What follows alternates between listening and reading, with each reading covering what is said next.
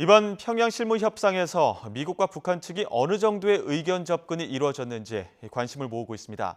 스티븐 비건 대표가 이번 협상이 생산적이었다며 기대감을 높이고 있지만 추가 협상을 예고하고 있어 낙관하기엔 아직 이르다는 지적도 나옵니다. 보도에 김세호 기자입니다.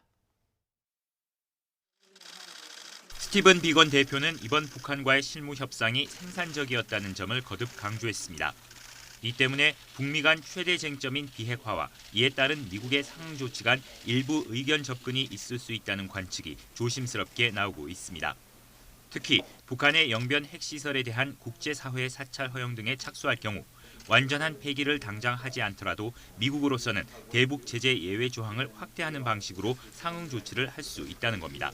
미국으로서는 어떠한 제재 해제라든가 다시 말하자면 상응한 조치, 즉 북한에게 당근을 주지 않는다는 그런 입장을 가지고 비건이 평양에 갔을 텐데 어떻든 2박 3일 동안 밀당을 한 결과 미국 입장에서는 좀 더 진전된 뭔가를 얻어냈다 이렇게 이제 평가를 하는 것 같습니다.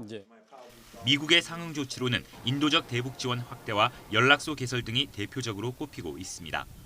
또 대북 제재 예외 조치로 개성공단과 금강산 관광 재개 조치도 거론됩니다. 여기에 양측이 정상 간 만남 전 추가로 실무 협상을 하기로 한 것도 1차 때와 달리 이번 회담에서는 비핵화 등과 관련한 구체적인 성과를 내려는 의지를 내비친 것 아니냐는 관측도 나오고 있습니다. 물론 회담 전까지 아직 낙관하기는 이릅니다.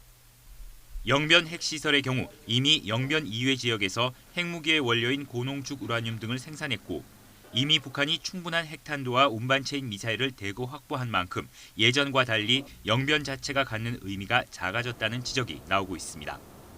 무엇보다 여전히 미국 내부에서는 북한의 비핵화 의지에 대한 회의적인 시각이 존재하고 있고 북한 역시 1차 정상회담 이후 얻은 게 없다는 인식이 강하기 때문입니다.